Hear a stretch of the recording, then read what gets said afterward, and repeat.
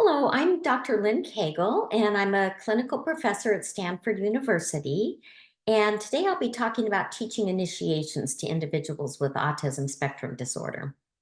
And before I start, I'd like to say it's really a pleasure to be here. I've been working, the research coming out of VCU is incredible, really great stuff. And it's really been nice to work with not only intelligent people and great researchers, but also nice people. So thank you so much for having me today.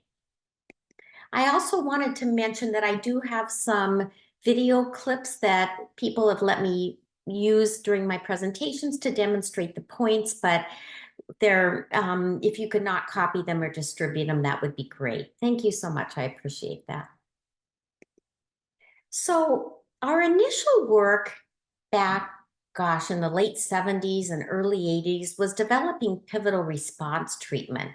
And we really were working from a more structured ABA model and realizing that the kids didn't really like it that much. They didn't seem to run in and want to be in the sessions and enjoy them. And we were kind of taking a look back and seeing why are they engaging in all this avoidance behavior and escape behavior instead of really trying to work in these areas that might be helpful for them. So we thought maybe we could you make some specific procedures or develop some specific procedures that would focus on this target area of motivation. And if we could, perhaps they'd be more engaged and respond better and have more correct responses. So we looked at some different areas such as child choice.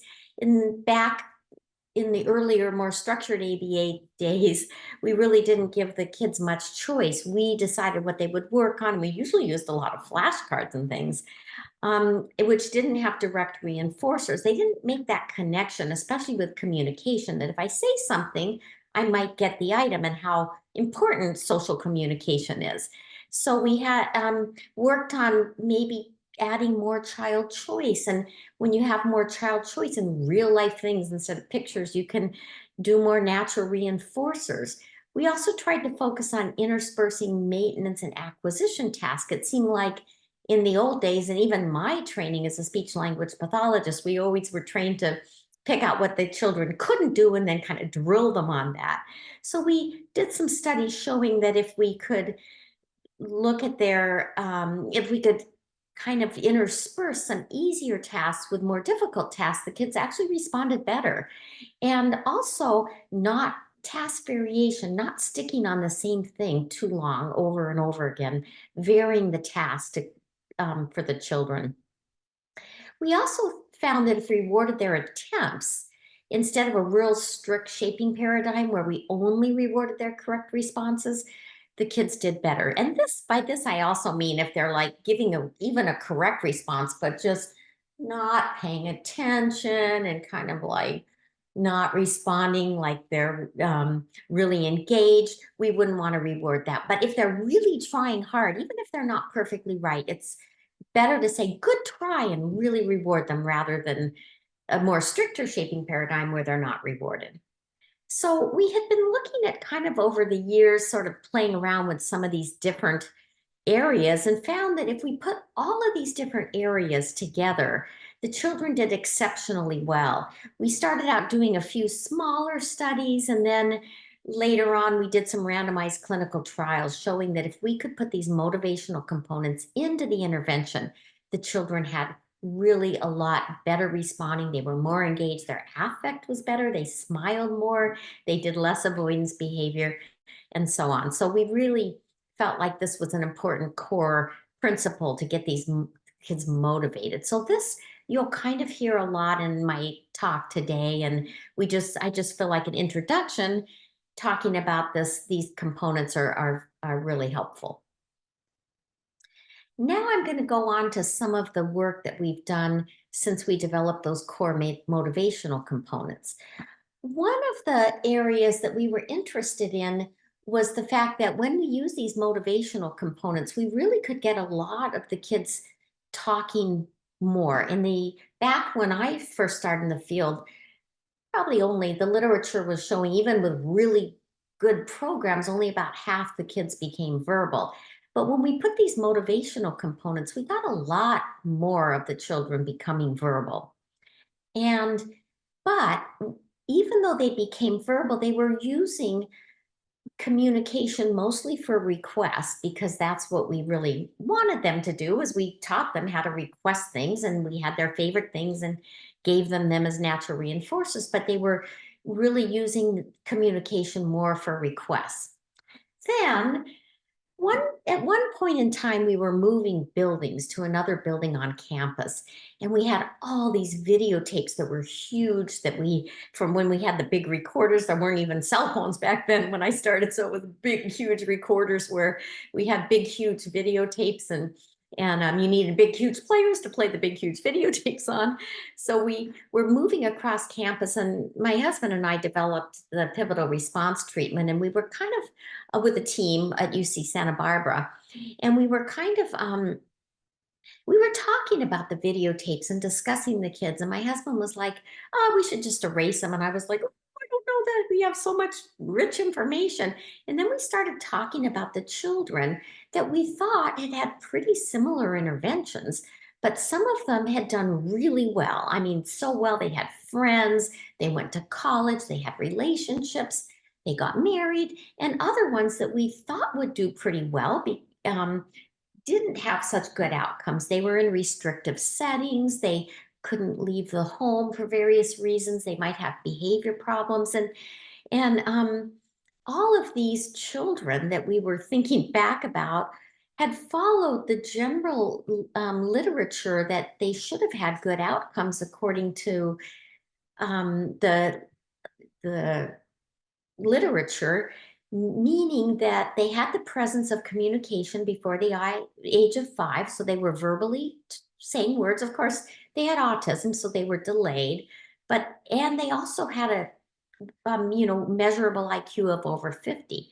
So they were able to respond well on tests and were doing um, okay with the IQ. And that was what was in the literature, that if those children had those IQ over 50 and verbal communication before 5, they should have better outcomes. So we were asking ourselves, why did these children have such different outcomes?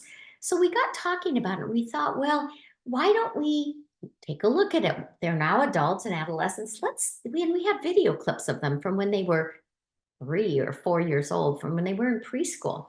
And we thought, let's look back at them, at their preschool tapes, and see if there's anything we missed. Let's see if there's anything that might be prognostically indicative of how they will do in later years.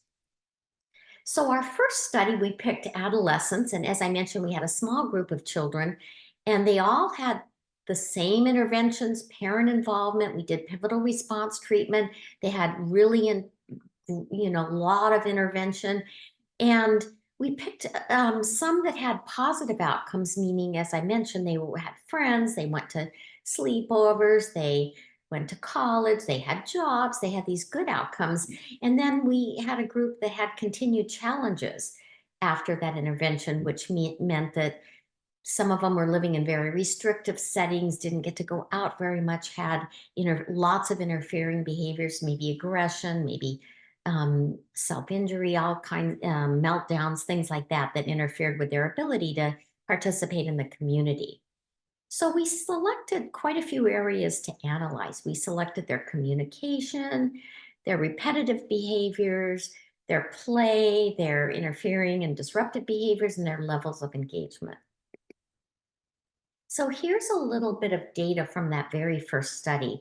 As you can see on the top, the bar graphs, the adolescents and adults that we picked, when they were children, we had them rated pragmatically by people that were familiar with child development, but not necessarily autism. And you can see the first 3 on the left of the top bar graph have very high scores. When you look at how appropriate are their pragmatic ratings, they got 7, 9, and 8. So they're doing pretty well. People don't see too many problems.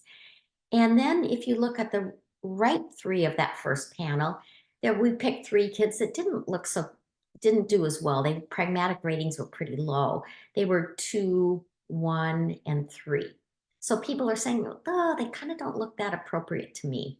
And then if you look at their language age, they're all verbal.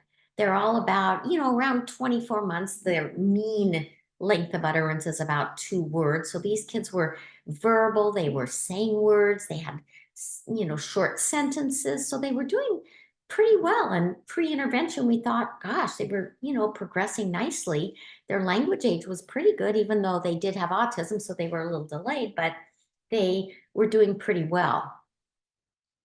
And everything that we looked at showed no difference between the groups except for one thing between those small number of children. And what we found is the children who were viewed as pragmatically looking more appropriate had a lot of initiations. As you can see, the left three, the child 1 and child 2 and child 3, they had 32, 21, and 16.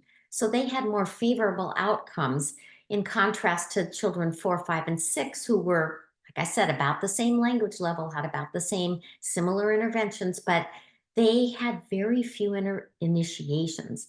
And by initiations, I mean, sometimes they would come to their parents and say something, initiate a verbal interaction. Sometimes they'd bring their parents a toy.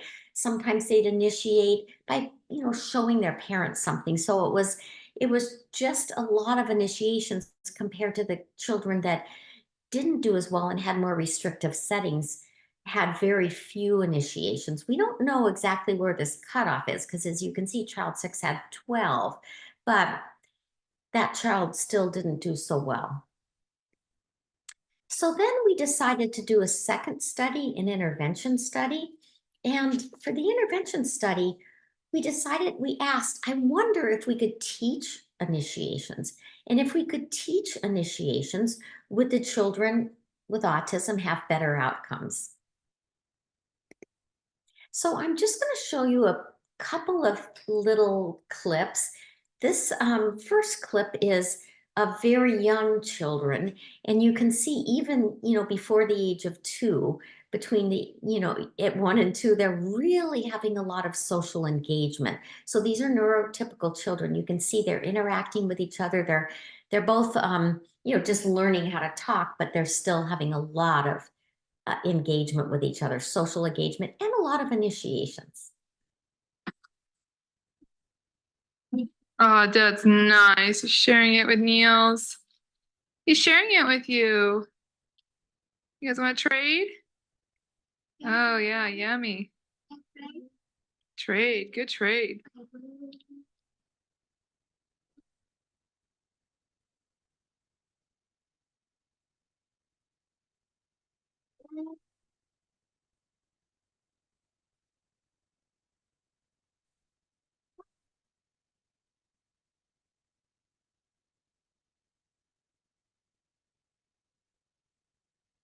And then as they become a little bit more verbal, usually kids say their first word, 12 to 14 months, they'll say some words like mama or things like that.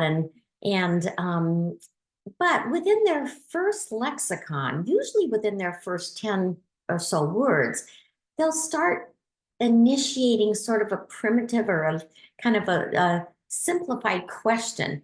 And usually they'll say dis or dat, depending what their parents say to them. So if the parents go through storybooks and say, what's this? And what's that? They'll say, or what's this? They'll say, what's this? They'll say dis.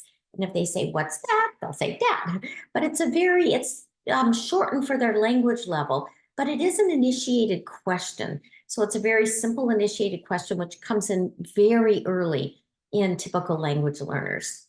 So here you'll see a little video clip of a child that's just, I love her hair too, and that's natural. And you'll see that she's eating breakfast at the table and she's asking her mom, she's saying this, and her mother labels things. And all those labels are helpful for the children to learn to get a big vocabulary. And you can see that all of their learning is not adult initiated like it is with a lot of the kids with autism. They're initiating the interaction with which results in learning. Sometimes when kids say this or that, it's for social. They just want to engage. And sometimes, and often, it's for learning new vocabulary words. But that's a lot of the way that they get huge vocabularies by by initiating themselves. It isn't 100% the moms or dads presenting or caregivers presenting things to them. So here's a little clip, and you'll keep your ears open for this.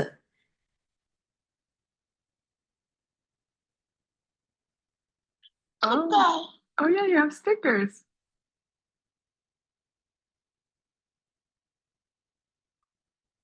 You have a giraffe? Yeah. That's a zebra. Zebra. What are the other ones? On your other hand?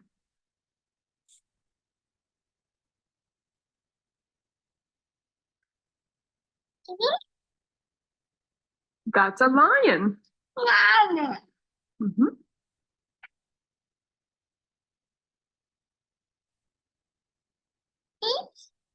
That's a rhino.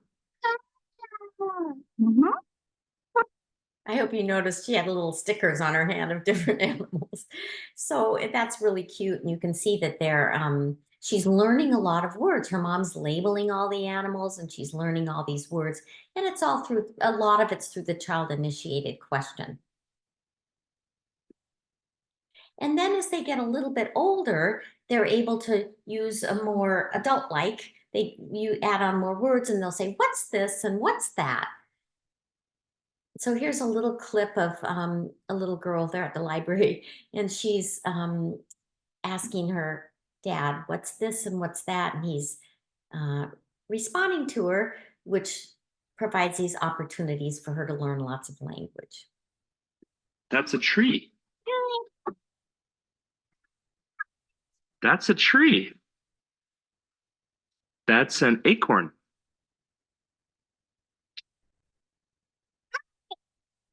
Yeah, what else do you see?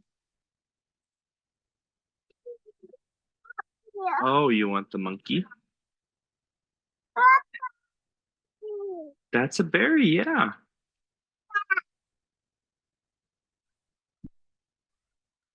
That's an apple.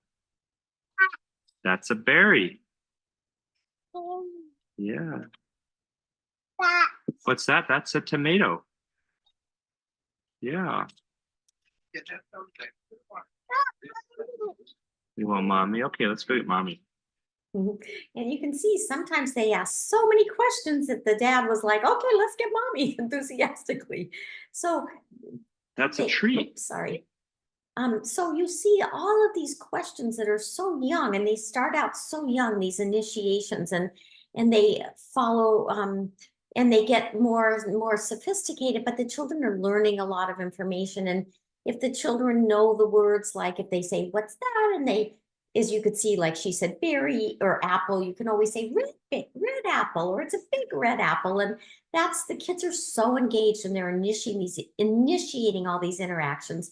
And that way they learn huge vocabularies. And as we know from, Hart and Risley's work, from just really providing for kids that are learning language, typically just providing all these role models and talking to them a lot, as much as parents talk to them, the more the better their language will be. If the parents talk to them more, the more the parents talk, the better the language will be. So it's really a great for learning.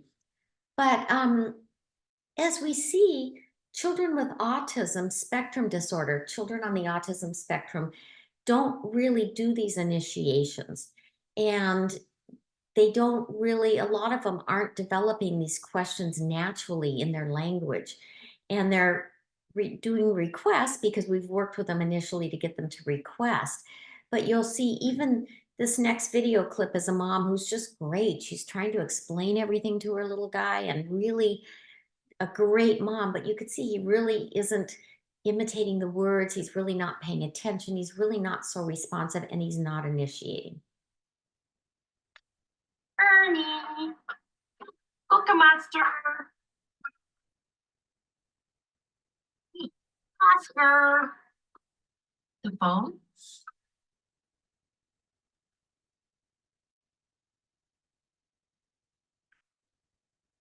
Is it Mickey Mouse? Let's see if we can turn it on. Oh,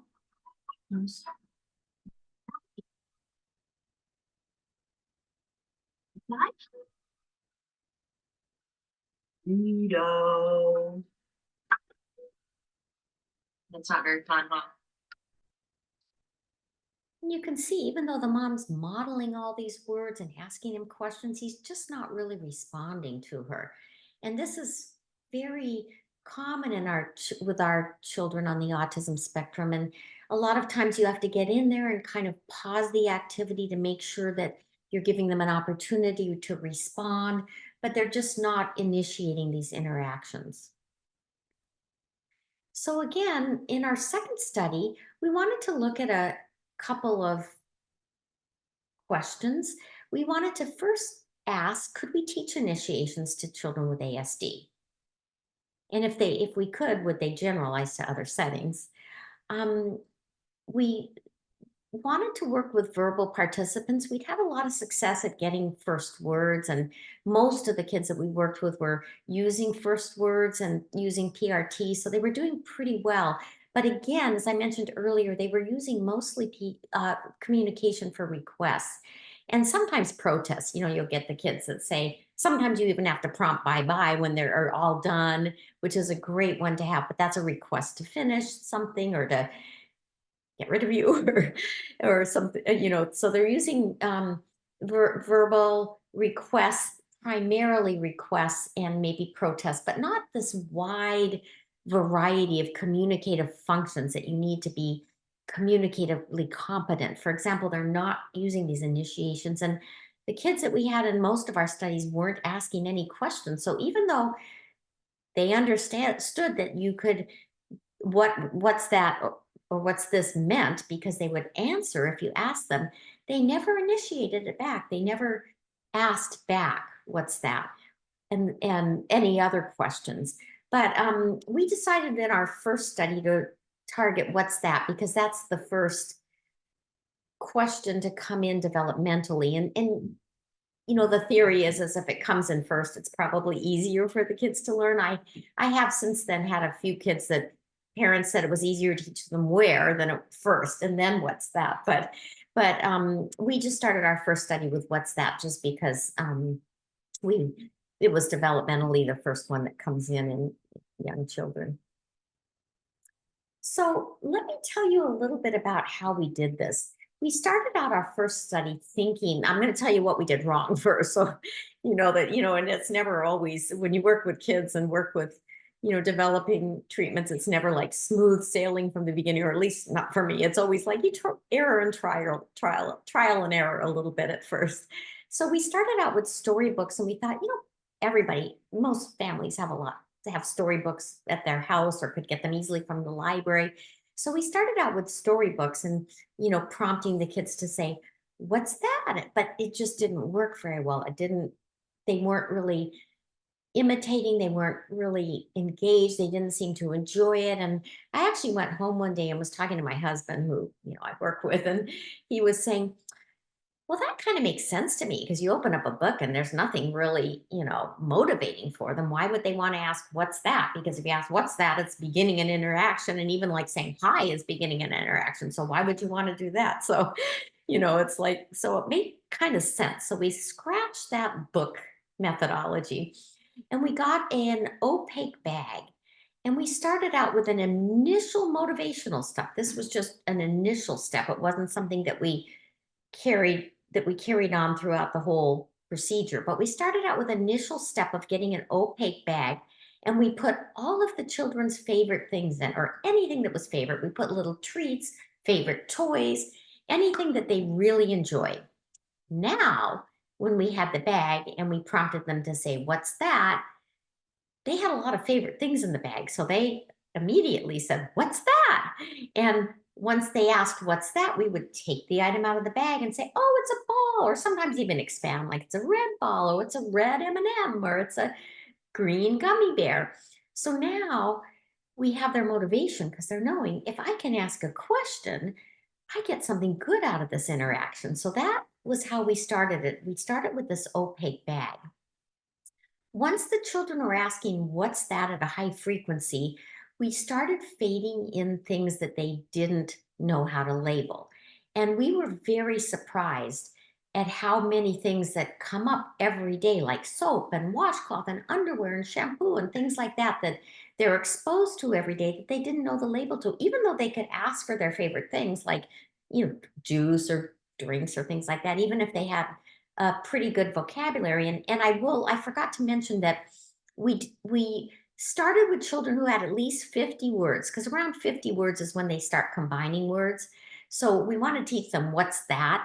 We haven't tried it with children younger yet, because usually we're just still kind of working on getting their first words and word combinations before that, using the motivational components. But once they got to the point where they had at least 50 words or maybe 100 or a couple hundred, and we're combining words and making short sentences, but we're only using communication for requests or protests, then we started with the question asking.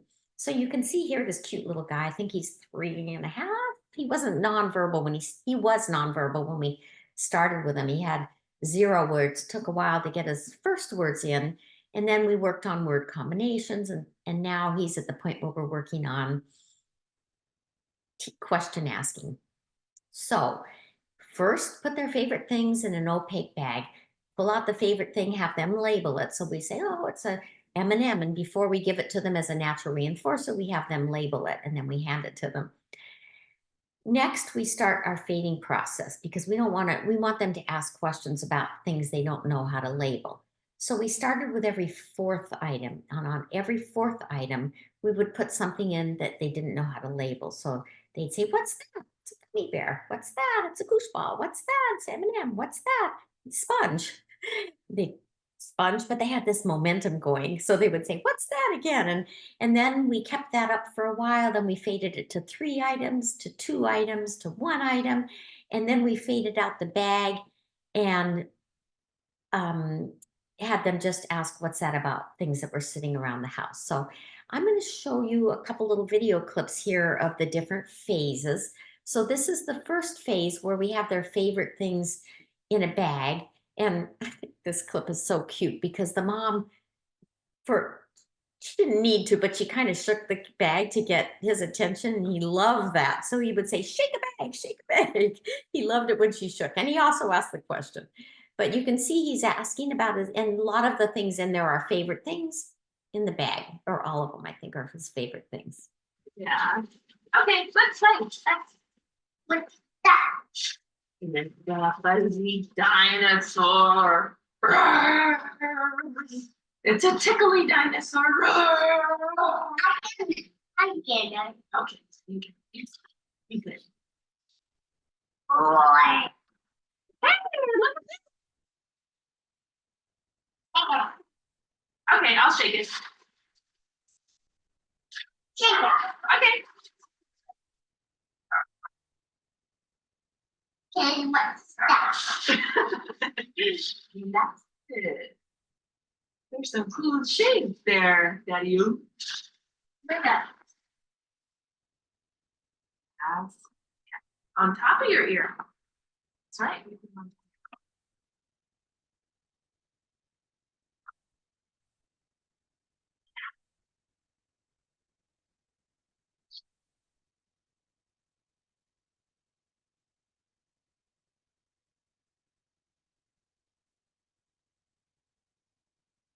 Where are the glasses?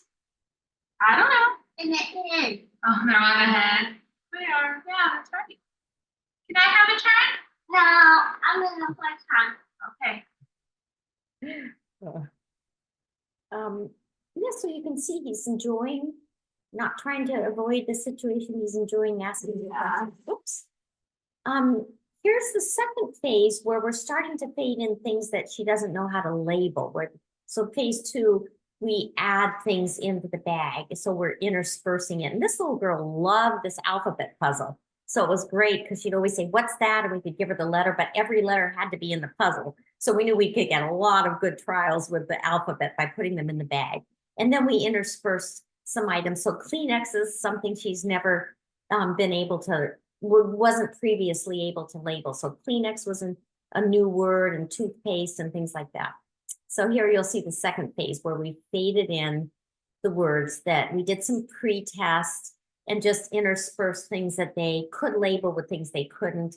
and said, what's that? What's that? We did that just for the pre-test so we could make sure that we're adding in the things that they clearly don't know how to label. So here's the second phase. Photos. Okay. Yucky. Photos. More photos. Photos. How about you? Can you blow your nose?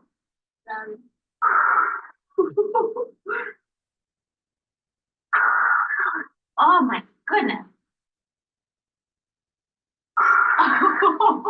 Oh, you got a bad cold. Oh, you got a bad cold, huh? Terrible. Terrible. Achoo. Oh, and she's sneezing. Oh, let me see if you have a fever. Oh, and you're hot. You have a fever? Oh, you're very sick, aren't you? Oh, I'm sick. Oh, my nose. Monkey. Yucky Kleenex. Ew. Ugh, yuck. What's that? Oh, let's see. Oh, that's thread. Thread. Right, thread. Thread. Yeah, thread.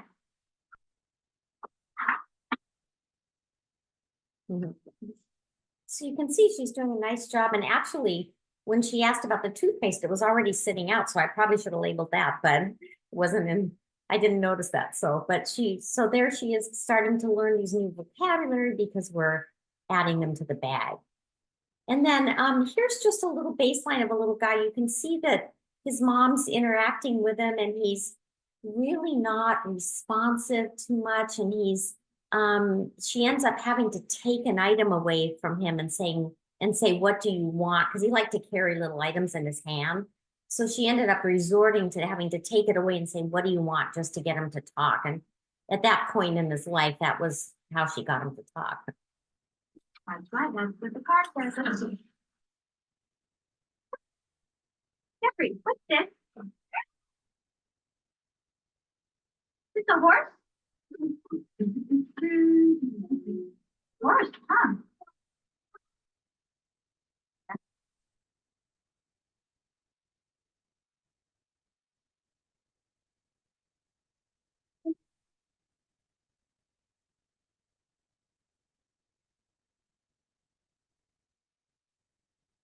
Jeffrey, what's this? Jeffrey.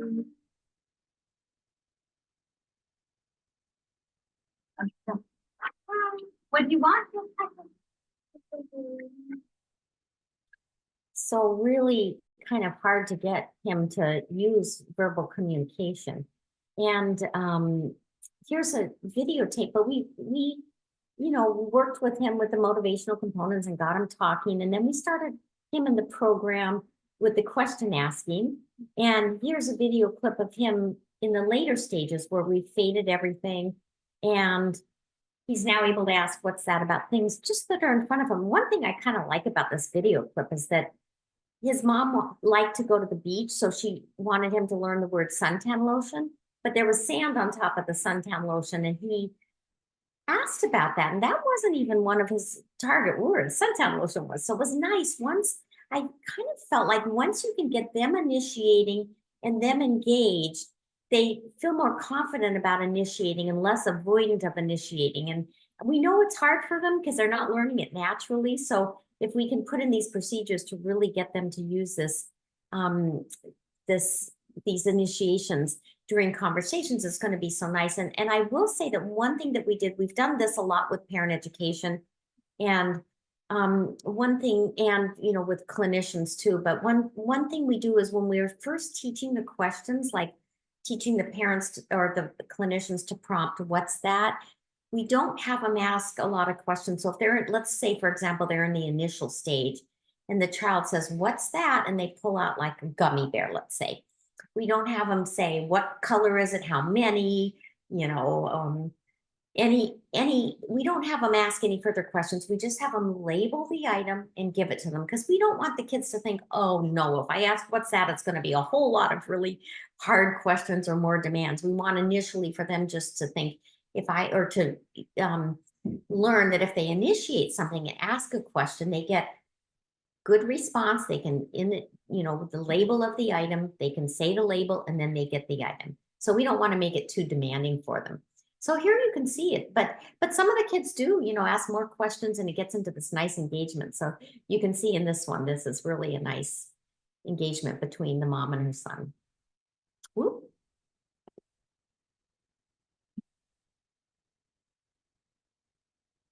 It's on your legs. That's right, so you don't get sunburned. Suntan lotion. Have some sand on it, filmed from the beach.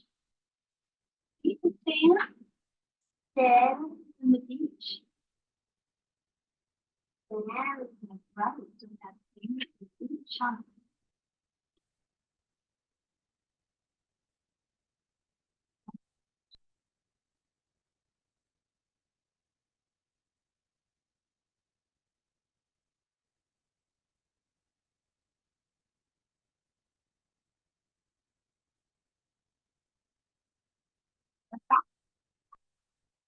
Good. You just put them on. You look pretty cool with those on. Look at you. What's that? It's a sponge.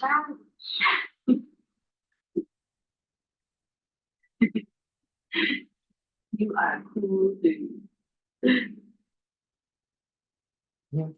I remember going over to this mom's house one day, and I came with my video camera, and she said, Lynn, he asked me so many questions, I feel like killing you. And I think I looked surprised because he was a kid that month after month after month during our baseline, all his language samples had never asked a question. I kind of must have looked like really surprised. She said, no, it's okay. It's okay. My other kids ask a lot of questions too, so it's good.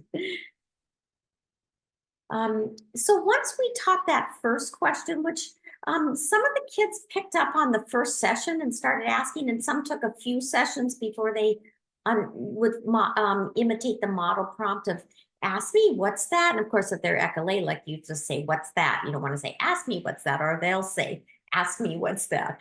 So after a few sessions, most of them were asking spontaneously.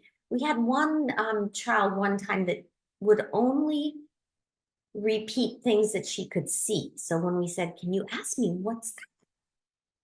She wouldn't do it. But if you said, can you say table or pencil or chair, she would say it. So we had to start with her saying that. And once she could say that, then we'd say, we added on what's that.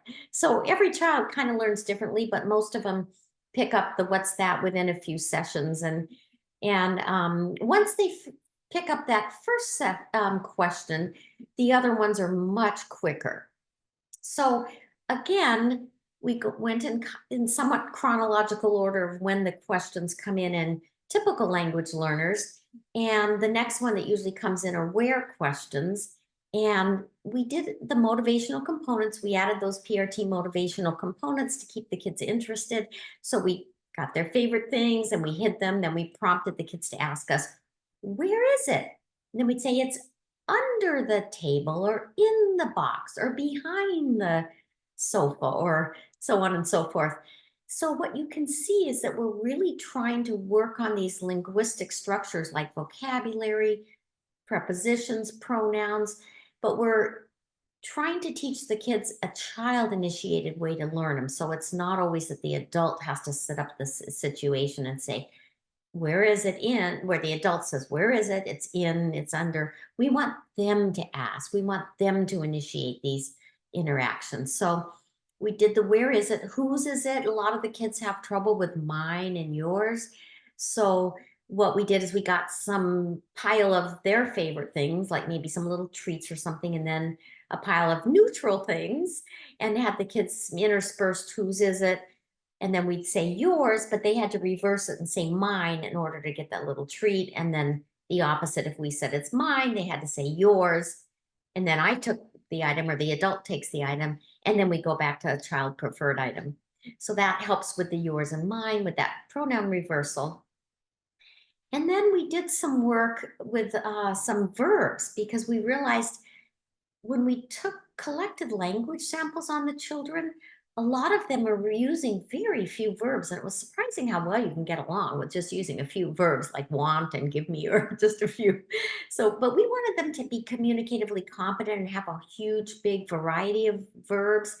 And we also wanted them to have those verb endings, like be able to say the ing, like instead of jump, say jumping, and the past tense too. So instead of saying jump, say jumped with that past tense ending. And to do the verbs, what we did to teach the verbs and the questions related to the verbs, we got pop-up books around the kids' interests. So if a child was, let's say, interested in cars, we might get a car pop-up book, and we'd manipulate the tab and keep manipulating it and prompt the child to say, "What's happening?" And we'd say, "Oh, he's driving or slithering or climbing," or using all these verbs that the children didn't know.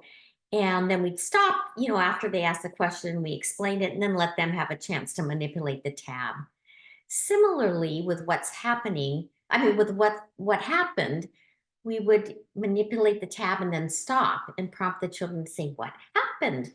And we do all the different verb endings with the d, the t, and the irregular. So jumped, ran, and all those different verbs. So we also, tried to really expand their variety of verbs in addition to the verb endings. So I'll show you a clip in a minute of that. And then we also worked on a couple of other expressions like look, because we wanted them to have a way to get attention that was a nice, appropriate initiation for attention. So what we would do is in activities, like let's say the kids like to jump off a little bench. We'd hold them for a second and then have them say, "Look," or "Look, Dad," or "Look, Mom," and then let them jump. At once the parents said, "Oh, Peter," and then we let them jump. So we tie it into a preferred activity, or let's say they were eating a cookie, we might have them say, "Look, Mom, cookie," or "Look, Dad," and then the parents would respond, and then they could eat it. So we're really trying to get them to another function of communication, this attention seeking. And then also, of course, we all work on help. We did that by putting things in the jar and in a jar and screwing it a little too tightly, or in a zipper bag that they couldn't open, and then have them say help to get it out. So, and help, that I think that's a good one, but too often we see that the kids engage in some inappropriate behaviors, and then the teacher or the adult will go over and say, "Oh, you can ask for help and I'll help you." But they've learned this chain. They've learned first I engage in the inappropriate behavior, teacher comes over, teacher prompts me to say help, I say help, and then I get help. So we really want them to initiate that help right off the bat without having to do the other behaviors. So here's a little video clip where the adult or the clinician is working on where. And so she's hiding his favorite things, and he's kind of hiding his eyes, not 100%, but he's having a great time, you can see, and he's learning to ask the question where. Count to 10. 1, 2, 3, 4, 5. Okay, ask please. Well, ask me say, where's horse? Horse.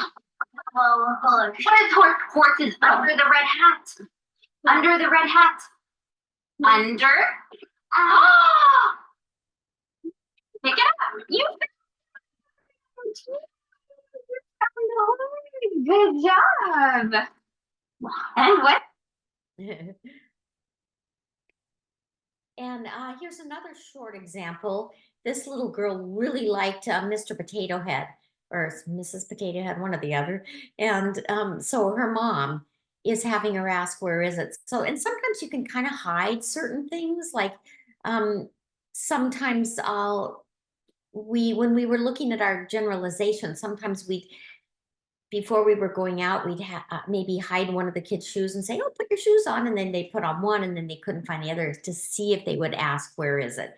But so this one, I think the mom might be I don't remember if she hit it or not, but anyway, she's setting it up so that her daughter can ask, "Where is it?"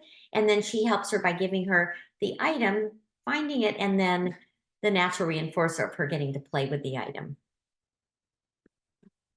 Mama, what? Where's that ice?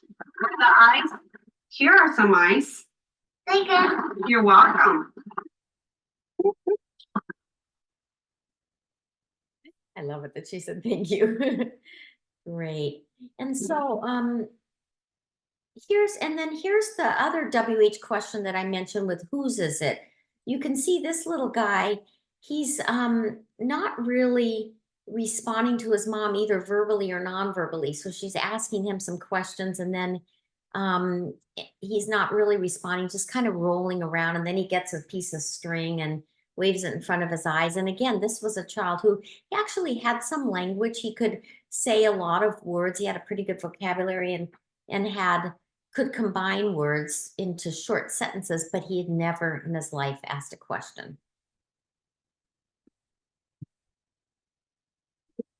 Now look at the car. Get the little car with the man, he goes back. Oh.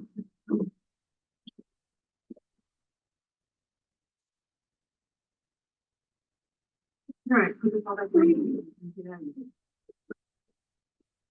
that little man with the car.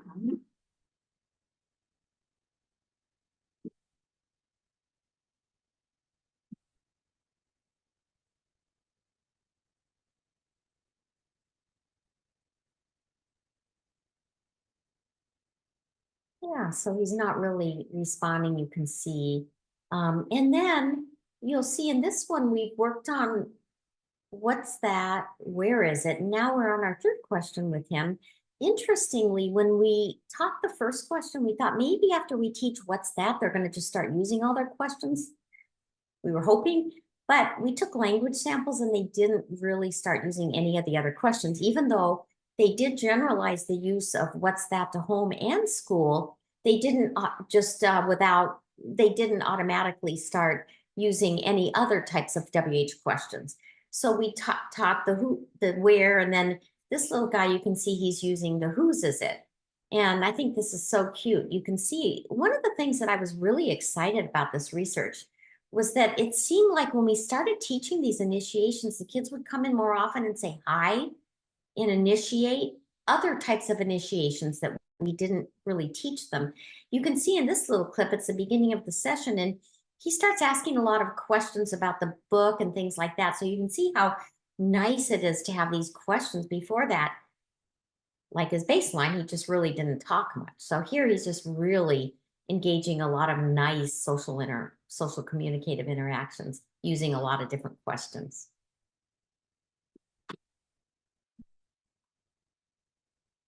Oh, where's that? That's a frog. Where's Toad? Where's a frog? More frogs. What is it? That's a frisbee. He's throwing a frisbee. Look who's catching it. The dog. Yeah. Uh-oh. Man.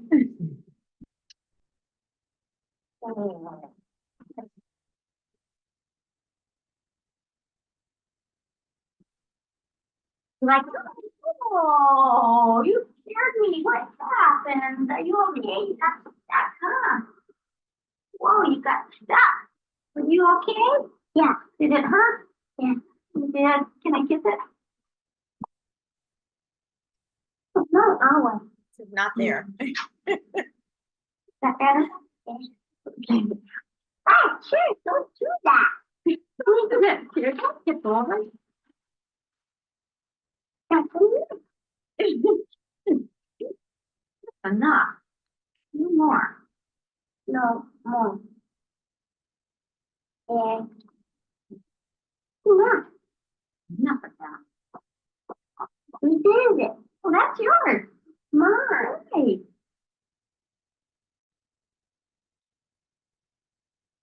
So you could see all those great questions, that great social interaction. This is a kid where we took week after week after week of language samples and he had never asked a question. So that was really exciting.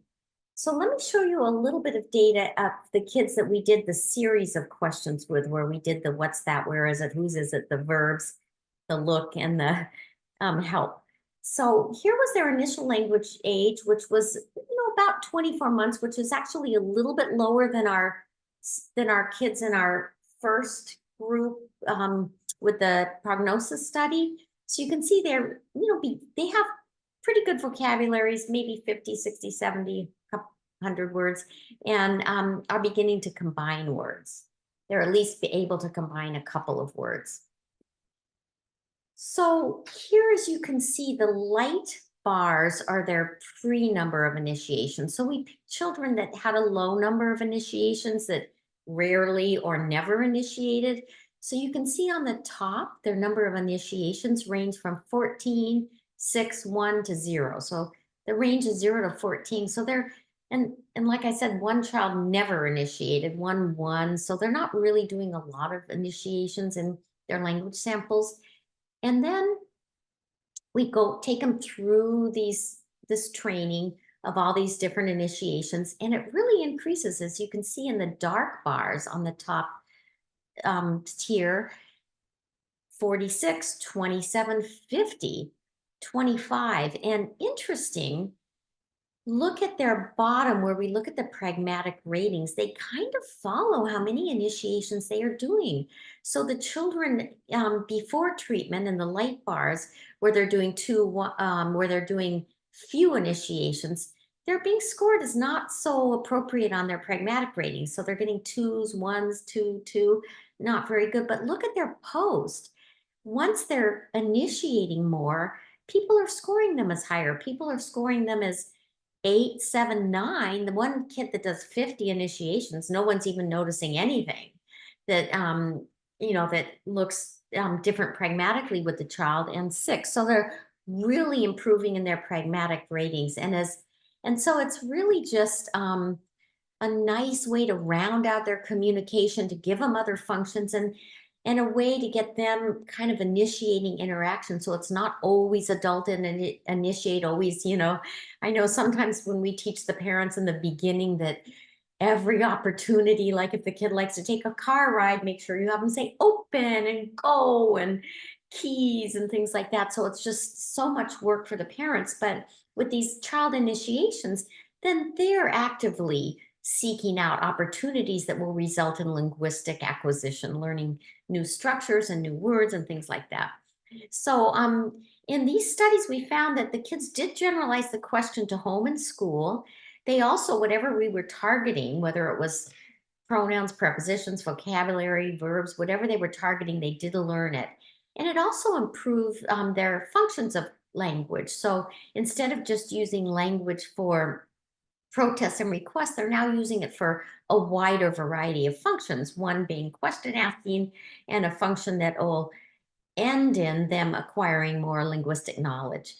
And it also improved their social interactions, because as you know from working with children on the autism spectrum, if it's always the adult initiating, it isn't reciprocal back and forth. But if we can get them to initiate these social interactions, then it can be really helpful, and they look a lot more social. And as I showed, their pragmatic ratings improve a lot. And so, and it also, I was just mentioning that we have replicated this with randomized clinical trials and shown that the groups, we did it in school with older elementary, and found that the groups that got the question asking as a target behavior rather than traditional speech, where they don't usually teach question asking, the kids in the question asking group had a lot better outcomes. So we feel like this is another pivotal area. It really makes a huge difference for the kids when they have these initiations. We've also expanded this to adults. We also notice that even a lot of adults that are very competent, more of the what used to be called Asperger type, but now I guess it's a social communication disorder, or some, the type of autism spectrum disorder where they have good language, they're just don't have good social use of the language, have challenges with that, then we found that this can be helpful too. And a lot of our adults, we noticed, were having these challenges, and it was making it difficult to make friends. And this guy, who just is a amazing guy, really smart guy, really sweet, smart, unbelievable, who fortunately let me share his clips. He was getting dates, but he never really could get a second date and he couldn't figure out why. And so we did some language samples with him and realized that he just didn't ask questions in his conversation. Not that he didn't know how to, but he just didn't, for some reason, acquire that during social interactions. So you'll see a baseline of him where he's just really not asking any questions, and it results in these long, kind of awkward pauses, which interferes with making friends and relationships. Heard of metal school? No. If you like 80s hair metal, they do in LA and in San Diego, and actually they have a show in Vegas now. They're called Metal School, and they do covers of old 80s hair metal bands, and it's pretty fun. They get dressed up and put on the big wigs, and it's a pretty good time. You might like it. Check that out. Yeah.